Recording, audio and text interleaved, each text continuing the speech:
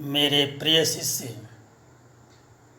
आज हम लोग हिंदी विषय के अंतर्गत मीराबाई द्वारा रचित पदावली के काव्य का भावार्थ जानते हुए उसकी व्याख्या भी करेंगे।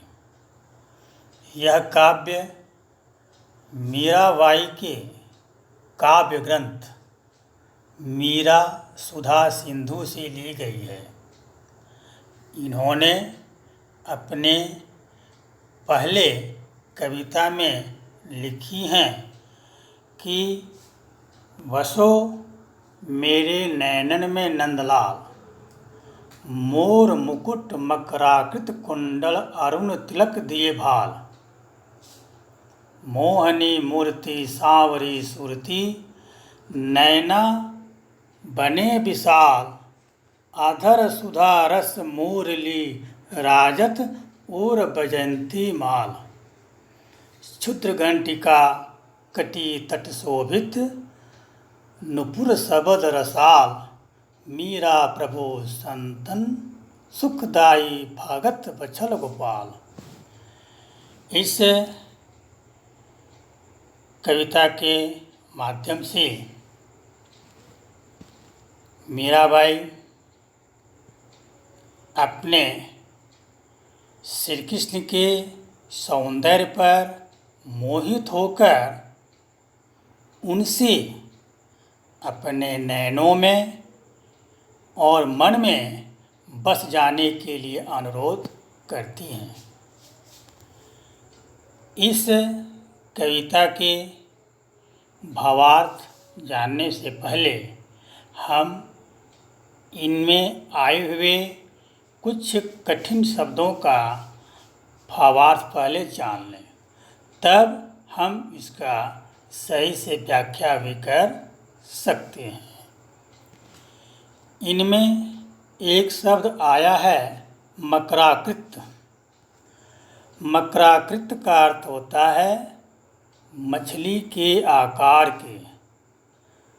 मकर मतलब होता है मछली, आकृत होता है आकार। मकराकृत का अर्थ होता है मछली के आकार के। अरुण, अरुण शब्द का अर्थ होता है लाल। जहाँ तक भाल शब्द है, भाल शब्द का होता है मस्तक। मोहिनी का अर्थ है मन मोहक, अर्थात मन को मोहने वाले को हम मोहिनी शब्द से जानते हैं। क्षुद्र, क्षुद्र शब्द का अर्थ होता है छोटी और घंटिका का अर्थ होता है घंटी। बछल, बछल शब्द का अर्थ होता है वात्सल्य। वात्सल्य एक रस है, इसका नाम है। तो आए इस कविता के भावार्थ को जानें। बसो मेरे नैनन में नंदलाल, मोर मुकुट मुक्राकृत कुंडल अरुण तिलक दिए भाल। इस कविता के माध्यम से भगवान श्री कृष्ण के प्रेम में लीन होकर मीराबाई अपने प्रियतम श्री कृष्ण से कहती हैं कि हे नंदलाल, हे श्री कृष्ण, आप मेरे आँखों में बस जाओ। बसो मेरे नैनन में नंदलाल, आप मेरे आँखों में बस जाओ। मोर मुकुट मकराकृत कुंडल अरुण तिलक दिए भाल। वे कहती हैं कि आपके सिर पर मोर के पंखों द्वारा बनी हुई मुकुट और कानों में मछली की आकृति के जो कुंडल हैं, वे दोनों बहुत ही सुशोभित हो रहे हैं। फिर कहते हैं कि अरुण तिलक दिए भाल, आपके जो मस्तक पर लाल रंग के तिलक लगे हैं वे तिलक भी बहुत सुंदर लग रहे हैं। आगे कहती हैं कि मोहनी मूर्ति सांवरी सुरती नैना बने विशाल, अधर सुधा रस मुरली राजत और वैजयंती माल। मीराबाई आगे कहती हैं कि हे कृष्ण, आपकी यह सांवली सलोनी सूरत जो है, अर्थात आपकी यह सांवली सलोनी जो रंग है, यह मेरे मन को मोहने वाली है। कहती हैं कि साथ ही साथ आपकी जो विशाल नेत्र हैं, नैना बने विशाल, ये जो आपके विशाल नेत्र हैं, और अधर सुधारस मुरली राजत, और यह जो आपके सुंदर होठों पर विराजित जो मुरली है, अर्थात अमृत रस से भरे हुए सुंदर होठों पर विराजित मुरली आपकी शोभा को और बढ़ा रहा है। श्री कृष्ण के हृदय पर बने हुए जो वैजयंती की माला है वह भी शोभित हो रहा है। और वैजयंती माल, और का अर्थ होता है हृदय। आगे कवित्री कहती हैं कि क्षुद्र घंटिका कटी तट शोभित नुपुर सबर रसाल, मीरा प्रभो संतन सुखदाई भक्त वत्सल गोपाल। कवित्री कहती हैं कि क्षुद्र घंटिका कटी तट शोभित नुपुर शब्द रसाल, अर्थात श्री कृष्ण के कमर में बंधी हुई करधनी में छोटी छोटी जो घंटियां हैं वह घंटियां सुशोभित हो रही हैं। उनके पैरों में बंधे घुंघरूओं की जो ध्वनि है उस ध्वनि सुनने में बहुत ही मधुर लग रहे हैं। पुनः कहती हैं कि मीरा प्रभु संतन सुखदाई भक्त वत्सल गोपाल। वह कहती हैं कि मीराबाई कहती हैं कि हे श्री कृष्ण, आप सज्जनों को सुख प्रदान करने वाले हैं और भक्तों से आप भाव रखने वाले हैं। आप मेरे नेत्रों में आकर बस जाएं। यह बात मीराबाई इस दोहे के माध्यम से इस कविता के माध्यम से कहती हैं। इसको पुनः एक बार सरसरी निगाह से इसके भावार्थ को जान लें। इस काव्य के माध्यम से मीराबाई श्री कृष्ण से कहती हैं कि हे श्री कृष्ण, आप मेरे आँखों में बस जाओ। आपके सिर पर मोर के पंखों से जो बनी हुई मुकुट है और कानों में मछली की आकृति वाली जो कुंडल है, यह दोनों बहुत सुशोभित हो रहे हैं। आपके मस्तक पर लाल तिलक जो हैं वह भी सुंदर लग रहे हैं। शोभित होने वाले यह छवि मेरे मन को बहुत प्रिय लगते हैं। मीराबाई आगे कहती हैं, हे श्री कृष्ण, आपकी यह सांवली सलोनी जो सूरत है, आपका जो शरीर है, यह मेरे मन को मोहने वाली है। साथ ही आपके ये जो बड़े नेत्र हैं, विशाल नेत्र हैं, और अमृत रस से भरे हुए जो सुंदर होठों पर रखी हुई जो मुरली है, वह मुरली भी बहुत शोभा देती है, अर्थात आपकी शोभा को वह बढ़ाती है। श्री कृष्ण के हृदय पर वह जो वैजयंती की माला है, वह माला भी बहुत सुंदर लग रही है। उनके कमर में बंधी हुई जो करधनी है उस करधनी में छोटे छोटे घंटियाँ बंधी हुई हैं, जो भी घंटियाँ सुंदर लग रही हैं। उस श्री कृष्ण के पैरों में बंधे घुंघरुओं की ध्वनि को भी सुनने से कानों को मधुरता प्राप्त हो रही है। अंत में मीराबाई कहती हैं, हे कृष्ण, आप सज्जनों को तो सुख प्रदान करने वाले हैं और भक्तों से प्रेम के भाव रखने वाले हैं, इसलिए हे नंदलाल, आप मेरे मन और नेत्रों में आकर बस जाएं। आगे इन्होंने लिखी हैं कि पायो जी मैं हो तो राम रतन धन पायो, वस्तु अमोलक दी मेरे सतगुरु, कृपा कर अपनायो। जन्म जन्म की पूंजी पाई, जग में सभी खुवायो, खर्चे नहीं कोई चोर न लेवे, दीन दीन व्रत सवायो। सत की नाव खवटिया सतगुरु, भव सागर पर आयो, भव सागर तर आयो, मीरा के प्रभु गिरधर नागर, हरख हरख जस गायो।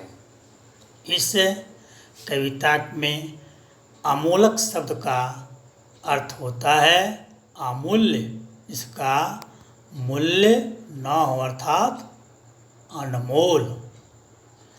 खुवायो का अर्थ होता है खोना।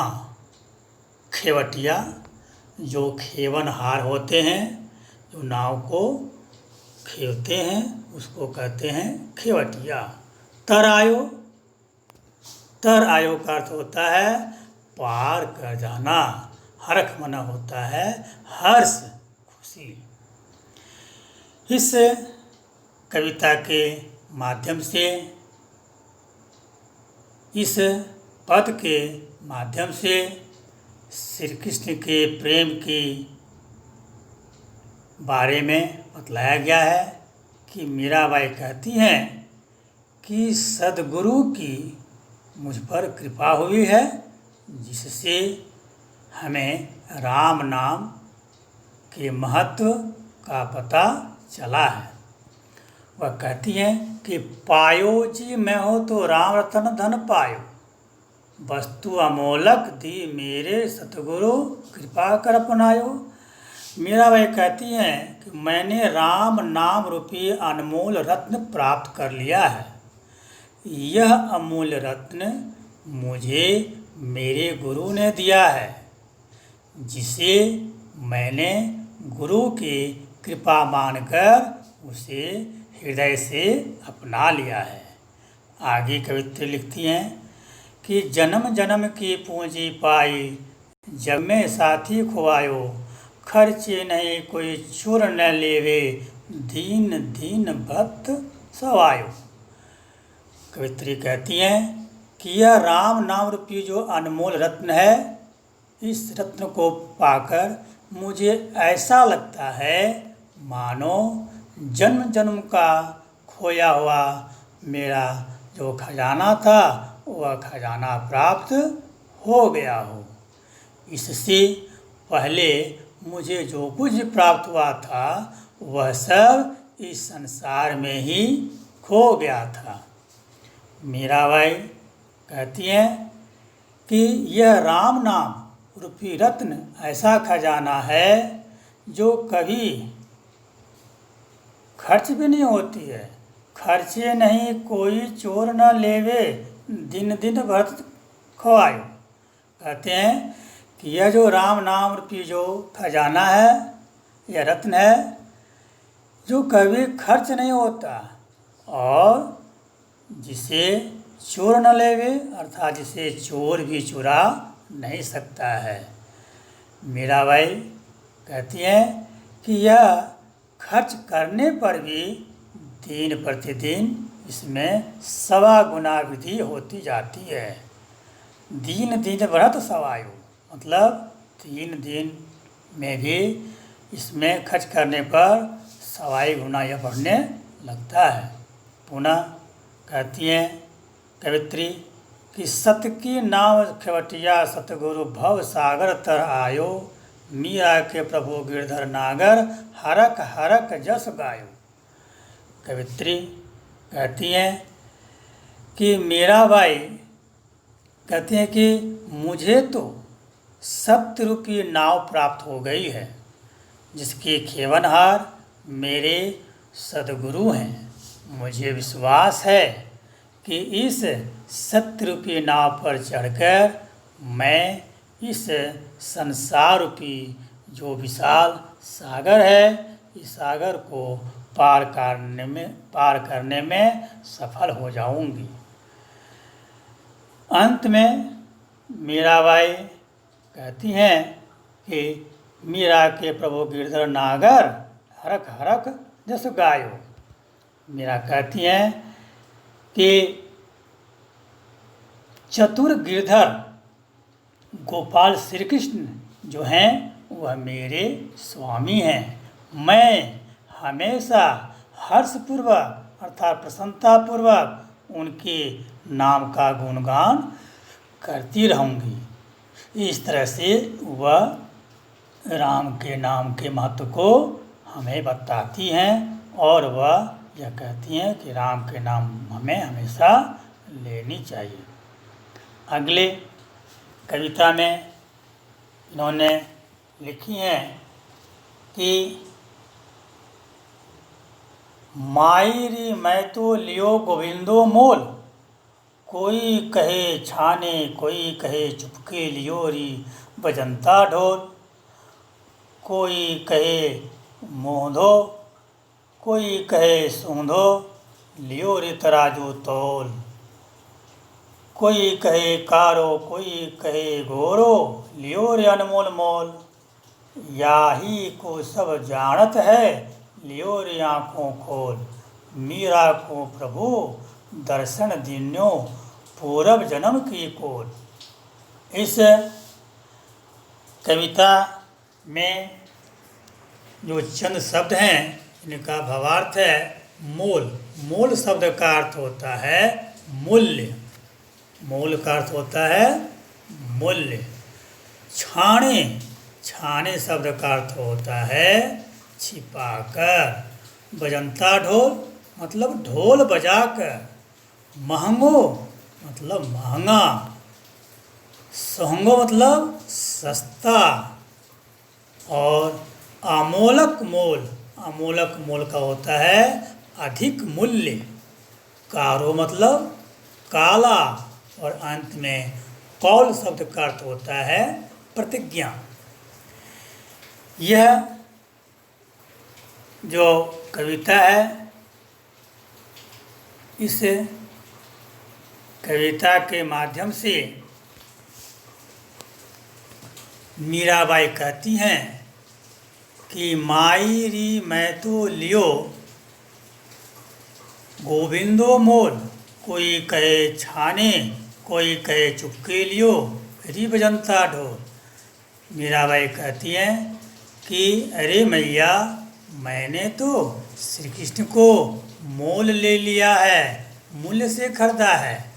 मैंने उन्हें छिपा कर नहीं, उसको हम चुपचाप नहीं खरीदा है, बल्कि उसके चोट पर उसके ढोल बजा कर मैंने खरीदा है। अर्थात मैंने सबको बतला कर खरीदा है। अब श्री कृष्ण पूरी तरह से मेरे हो चुके हैं।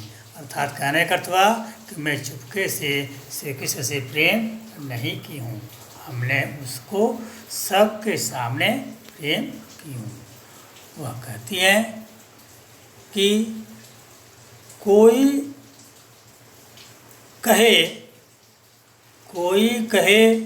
मोहंगो कोई कहे सोहंगो लियो रे तराजो तोल, कोई कहे कारो कोई कहे गारो लियो रे अनमोल मोल।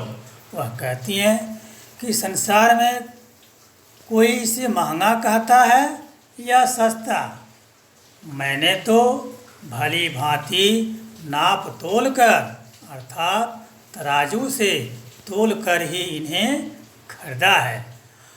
कोई से काला कहे या गोरा, जो भी जी में आए वह कहे। मैंने तो अपना सब कुछ इन पर न्यौछावर करके इन्हें हमने एक समर्पित भाव से खरीदा है। कवित्री आगे लिखती हैं, या ही को सब जानत है, योरी आँखें खोल, मीरा को प्रभु दर्शन दिन्यो, पूरब जन्म की कोल। कवित्री कहती हैं कि लोग चाहे कितनी बातें करें, पर यह तो सच्चाई है, अर्थात सब जानते हैं कि मैंने यह जो सौदा किया है खूब देख परख कर, अर्थात आँखें खोल कर किया है। अंत में मीराबाई कहती हैं कि किसी को इस वास्तविकता का ज्ञान नहीं है। भगवान श्री कृष्ण ने मेरे पूर्व जन्म की प्रतिज्ञा को पूर्ण करने के लिए ही मुझे दर्शन दिए हैं। मीरा को प्रभु दर्शन दिन्यो, पूर्व जन्म की कोल। कोल का अर्थ होता गया था प्रतिज्ञा। यहाँ कहती हैं कवित्री कि भगवान श्री कृष्ण ने अपने पूर्व जन्म की जो हमारे साथ प्रतिज्ञा की थी, उसी प्रतिज्ञा को पूरा करने के लिए आज इस जन्म में मुझे श्री कृष्ण मुझे दर्शन दिए हैं। अगले पद में कवित्री मीराबाई लिखती हैं कि मैं तो सांवरे के रंग रांची, साजी सिगार बांधी पग घुंघरू, लोक लाज तजी नाची। गई कुमुती लई साधु की संगति, भगत रूप भई साची। गाय गाय हरि के गुण, निस दिन काल ब्याल सो बाँची। उण बिन सब जग खारो लागत, और बात सब कांची। मीरा श्री गिरधन लाल सो, भक्ति रसीली जाची। इस पद में आए हुए जो शब्द हैं, जैसे सांवरे, सांवरे जो कहा गया है वह श्री कृष्ण के बारे में कहा है। श्री कृष्ण को सांवरे भी कहा जाता है। रांची, रांची का अर्थ होता है रची हुई, और कुमति, कुमति का अर्थ होता है बुरा बुद्धि, कुबुद्धि। गाय, गाय का अर्थ होता है गा गा कर, किसी गीत को गा गा कर। खारो, खारो का अर्थ होता है नमकीन, खारा अर्थात बेकार का। कांची, कांची का अर्थ है कच्ची। रसीली का अर्थ होता है रस से भरा हुआ, रस युक्त, अर्थात ऐसे जो आनंद देने वाले हों। जांची माना होता है जांचा हुआ, अर्थात उसको परखा हुआ। इस कविता में कवित्री लिखती हैं कि मैं तो सांवरों के रंग रांची, साजी सिगार पाँची, पग घुघरू, लोक लाज तजी नाची। गए कुमती लई साधो की संगति, भगत रूप गई साची। गाय गाय हरि गुण निस दिन, काल ब्याल सो बाँची। उन बिन सब जग खारो लागत, और बात सब कांची। मीरा से गिरधर लाल सो, भक्ति रसीली जाची। कवित्री कहती हैं कि मैं तो सांवरों के रंग रांची, साजी सिगर बांधी पग घुंघरू, लोक लाज तज नाची। कहती है मीराबाई, भगवान श्री कृष्ण के भक्ति में लीन होकर मीराबाई कहती हैं कि मैं तो सांवरे अर्थात श्री कृष्ण के रंग में रंग गई हूँ। मैं उनके प्रेम में रंग कर स्वयं को भली भांति सजाकर और अपने पैरों में घुंघरू बांधकर लोक लाज सब त्याग कर अब नाचने लगी हूँ। आगे कवित्री लिखती हैं कि गई कुमति लय साधु की संगति, भगत रूप गई सांची, गाय गाय हरि गुण निस दिन, काल ब्याल सो बाँची।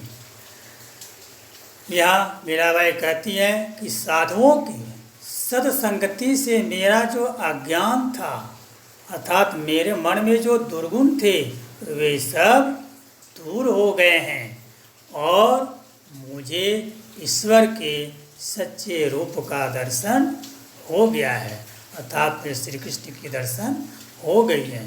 कहते हैं कि गाय गाय गाय हरि को निस दिन, काल ब्याल सु बाँची। कहती हैं कि मैंने दिन रात ईश्वर के गुण गा गा कर स्वयं को काल रूपी जो सर्प है, उस सर्प से अपने आप को बचा लिया है। अर्थात अब मुझे संसार में जन्म मृत्यु की जो चक्र हैं, उस चक्र से मुझे मुक्ति मिल गई है। आगे कवित्री लिखती हैं कि उन बिन सब जग खारो लागत, और बात सब कांची, मीरा श्री गिरधर लाल सो भगति रसीली चाची। कवित्री कहती हैं कि अब भगवान श्री कृष्ण के बिना यह संसार हमारे लिए व्यर्थ लगता है, बेकार लगता है। उनकी बातों के अतिरिक्त सारी बातें हमारे लिए व्यर्थ हैं। अंत में मीराबाई कहती हैं कि मीरा श्री गिरधर लाल सो भगति रसीली जाची। वह कहती हैं कि मुझे श्री कृष्ण हमेशा ही आनंद देते हैं। मुझे सदैव श्री कृष्ण की जो भक्ति में रहने से मुझे आनंद की प्राप्ति होती है। संसार का किसी अन्य वस्तु में ऐसी मुझे आनंद की प्राप्ति नहीं होती है, अर्थात मुझे इसकी आनंद की अनुभव नहीं होती है।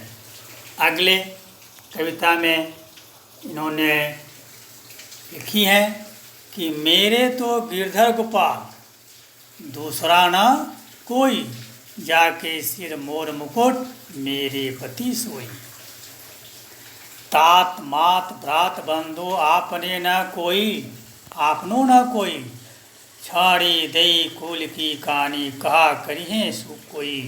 संतन ठिंग बैठी बैठी लोक लाज कोई, असुवन जल सींची सींची प्रेम बलि भोई।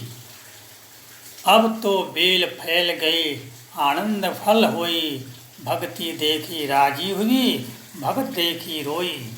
भक्ति देखी राजी हुई जगत देखी रोई, दासी मीरा लाल गिरधर तारो अब मोई। कवित्री मीराबाई इस पद के माध्यम से कहती हैं कि मेरे तो गिरधर गोपाल दूसरा न कोई, जाके सिर मोर मुकुट मोरोपति सोई। कवित्री यहाँ कहती हैं कि मेरे तो एकमात्र गिरधर गोपाल अर्थात श्री कृष्ण जो हैं वही हमारे एकमात्र हैं। इनके अलावा, इनके अतिरिक्त इस संसार में कोई भी मेरा अपना नहीं है। कहती हैं जाके सिर मोर मुकुट मेरो पति सोई। कहती हैं कि जिसके सिर पर मोर पंख का मुकुट है, वह मोर मुकुट जिसके सिर पर शोभायमान है, वही श्री कृष्ण मेरे पति हैं। मेरे पति सोई, वही श्री कृष्ण मेरे पति हैं। आगे कवित्री लिखती हैं कि तात मात भ्रांत भनु बंधो आपनो न कोई, छौड़ी दई कुल की कहानी कहा करिए कोई। यहाँ पर कवित्री कहती हैं मीराबाई कि माता पिता भाई बंधु कोई अपना नहीं है। इस संसार में माता पिता भाई बंधु कोई अपना नहीं है। कोई कुछ भी कहे, मैंने तो अपने कुल के सारी मर्यादा छोड़ दी है। छोड़ दे कुल की कहानी, कहा करिए कोई। मैंने अपने कुल की जितनी मर्यादा है उस सारी मर्यादाओं को मैंने छोड़ आया हूँ। मुझे लोग कुछ भी कहें, उसकी मुझे चिंता नहीं है। अगले पद में कवित्री लिखती हैं कि संतन ढींग बैठी बैठी लोग लाज खोई, असवन जल सींची सींची प्रेम बलि बोई। अब तो बेल फैल गए आनंद फल हुई। कवित्री कहती हैं कि सत्संग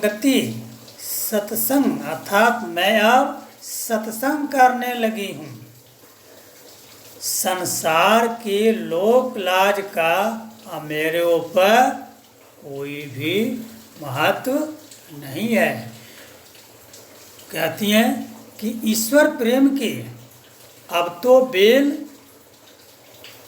कहती हैं कि असमन जल सींची सींची प्रेम बेली बोई। कहती हैं ईश्वर प्रेम के बेल को मैंने, ईश्वरी रूपी जो प्रेम की बेल है उस बेल को मैंने अपने आंसुओं से सींच कर बड़ी की हूँ।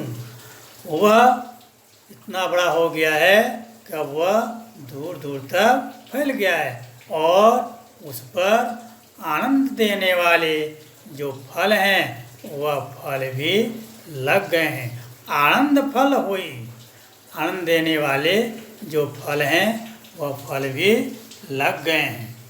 अंत में कवित्री कहती हैं कि भक्ति देखी राजी हुई, जगत देखी रोई, दासी मीरा लाल गिरधर तारो अब मोई।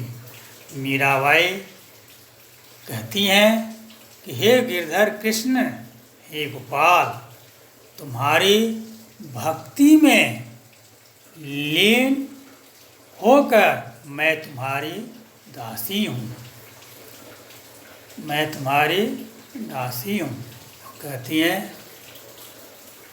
कि ये जो नश्वर संसार है अर्थात भक्ति देखी राजी हुई जगत देखी हुई। कहती हैं मीराबाई कि यह जो संसार है, नष्ट होने वाले संसार है, इस संसार को देखकर मुझे रोना आता है और आपके भक्तों को देखकर मुझे प्रसन्नता होती है।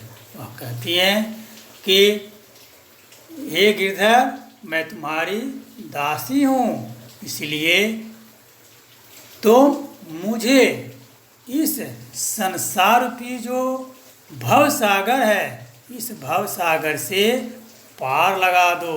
अर्थात जीवन और मृत्यु का जो चक्र है उस चक्र से मुझे मुक्ति दो, मेरा तो उद्धार करो, जिससे मेरा जो मोक्ष है वह मुझे मोक्ष की प्राप्ति मुझे हो जाए। इस तरह से कवित्री अपने श्री कृष्ण के प्रति प्रेम के भाव को प्रदर्शित करती है। आज इतना ही। अगले दिन अगले अध्याय का अध्ययन करेंगे। तब तक के लिए धन्यवाद।